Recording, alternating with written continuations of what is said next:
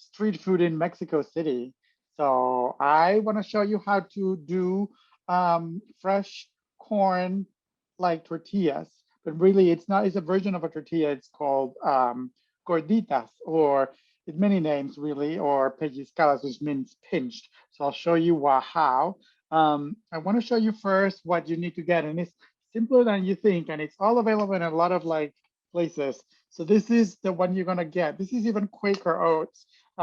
It's called Masa Harina. This is the corn flour that you're gonna need, and you won't believe how easy it is to make this. So here are my ingredients, and I'm putting a pan, just a non-stick pan. I'm gonna put it in the heat and start warming it up because you see how fast it is.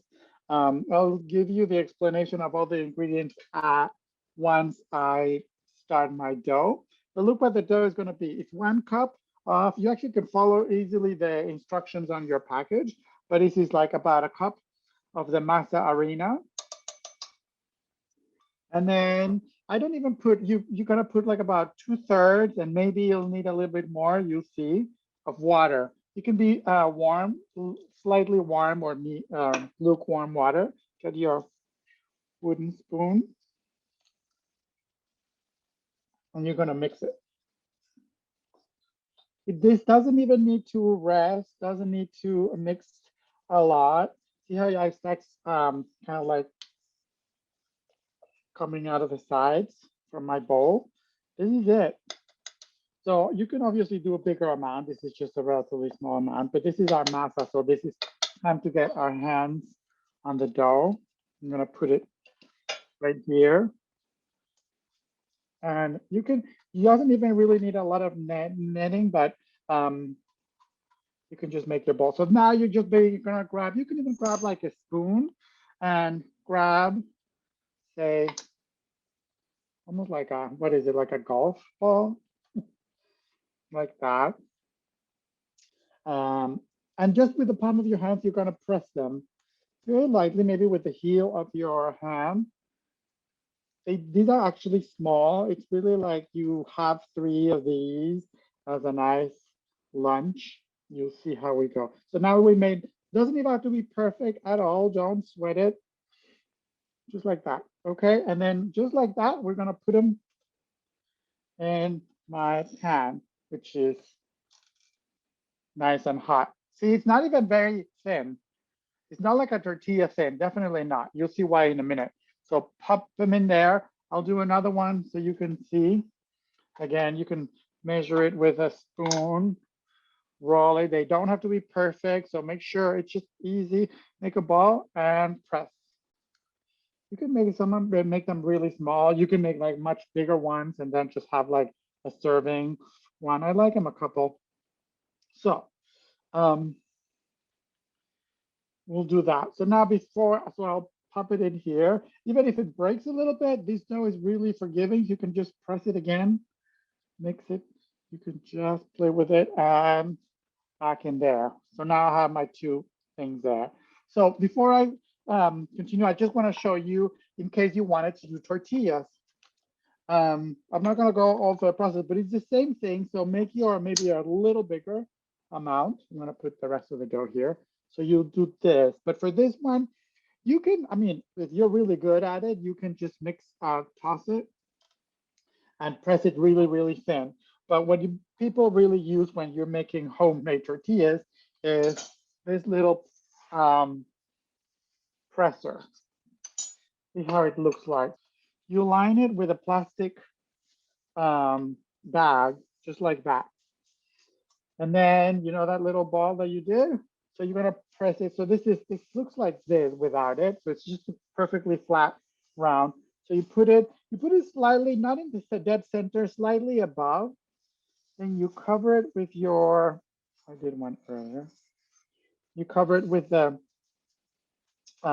plastic, because this is really for avoiding non-sticking, sticking. Then you press it, and then you have this little handle that goes up, and then you just press the handle down.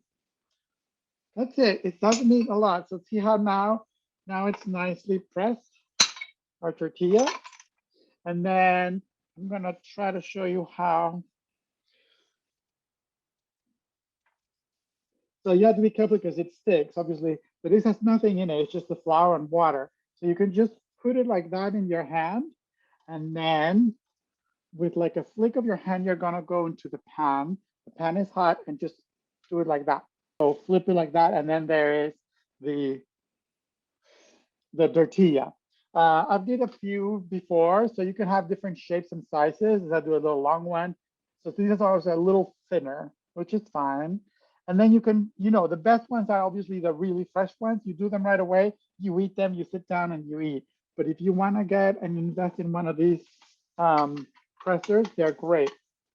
And just you get your little plastic bag to do your tortilla. So now I'm going to show you quickly about, oh, well, let's see how our gorditas are doing. I just put the so this one, so now you can just grab your flipper and flip it a little bit. They should have a little bit of color. See how there's just a touch of color. You can press them lightly and then let them cook for a little bit. While that finishes cooking, I want you to see, these are the ingredients we're going to top our pellizcadas or pinched ones. So we have a little salsa. It was already stored like a red salsa. You can green salsa, doesn't matter. Some chopped onion, some chopped cabbage. This is red cabbage for color. I have a little bit of cheese. This is a salty cheese. It's a Mexican cheese. It's called cotija. I'm going to show you how it's spelled. Cotija. It's just a cow's milk cheese. It's nice and salty. It crumbles really well. And this is exactly what it's served for. You could also top it with a little bit of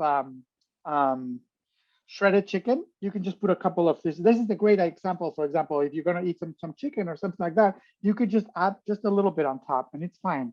And then some cilantro. I'm going to chop some cilantro so I have it ready. And just rough chop. This is going to be our finishing. So while that is cooking, just like that, that's plenty. A little goes a long way. And you all can do everything, do it, chop it ahead of time. And then when it's time to make them, you can put them. So now I'm going to show you really quickly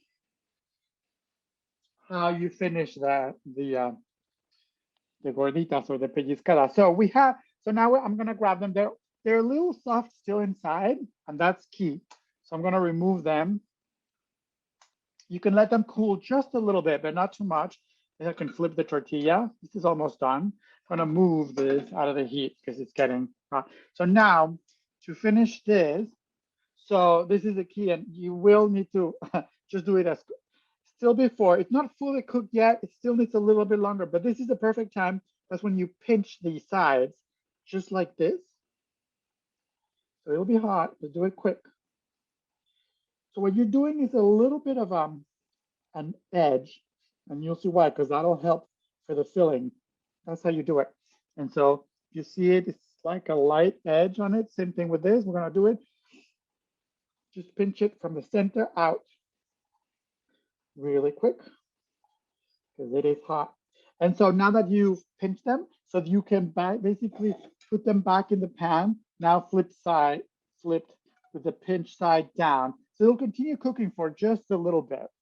So now I want to show you. I did ones earlier. They're already done. These are the flip side. So then now it's time for you to fill them. So I have some refried beans.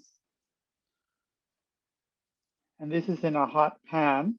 They should be warm. And the beans should be warm.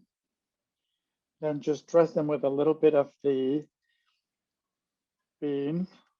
You probably have seen them in street food or in delis around. Sometimes they call it gorditas, sometimes they call sopes, sometimes they call pellizcadas, which means the pinched ones. You just saw the pinching part. And then you can put a little bit of salsa on it and spread it. And it's really, you will see like in Mexico, a lot of different shapes. You can do them much bigger. You can do them like oval shape, which they call it guarache, which means like a sandal, and they're longer. So It's amazing in different names. And then we're gonna dress up with a little bit of red onion.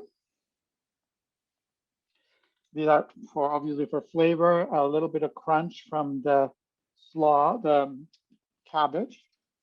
And also gives a little really nice flavor. Remember, the cabbage is really good for you in terms of fiber, antioxidants. So there you go. And then then we can then sprinkle it. This is where you add maybe a little bit of strips of the shredded chicken, for example, and then sprinkle it with cheese. This cheese is not really like one that, you know, like mozzarella or something that is like meant to be added in big amounts and then in this is like a flavoring agent. So just a pinch, you see a very little goes a long way. And then of course, finish it with the cilantro. And that looks beautiful, JP. Yeah, it's really colorful. It's great. And then you can just serve it on a plate. It's kind of like great appetizer. You can serve it with a salad on the side. And yeah, it's great. And more salsa also. And then you can just pick them up and make a party. Even 3 would be a good serving. You can just put them on the side here. So I wanted to show you something else that we won't cook, but I wanted to show you something that would be also great for here. So this is our plate of the sopes or pellizcadas with all the things. Now, I want to show you quickly here what I have. So I have these, I already washed them, but I want you to see, it looks, I wonder if anyone can guess what this is. It looks like regal. Like what? It looks a little bit like a baby, like arugula. It looks a little bit like arugula, yeah. But this is something that is right now in season. If you go to the farmer's market and stuff, you can find it. This is a weed. I know it looks really very like arugula, but big, right? Yeah, it's called like the large, the large dandelions. Oh. Dandelion greens, yes. So the only thing you can do is you can you wash them, and then I would immediately saute them with a little olive oil. You can put a little garlic, saute them really well, kind of like you would do wilted spinach, same thing. And then this would be also, once it's sauteed, you can put a little on the top of your sopes, for example, or you can do it with spinach. But just if you're going around for a farmer's market and stuff, look for the dandelion greens. It really grows in, I've even seen grown in Central Park, in other parks, because it grows wild, but it's really good. It's kind of a little bit of kind of like arugula taste. You have to cook it to make it more like digestible, but it's great. Yeah, you wouldn't eat this raw, but you saute that a little bit, and it's really good with a little bit of salt and pepper, olive oil. Enjoy. If you see or make these recipes, remember to post them on Facebook, and you'll have the recipes there too.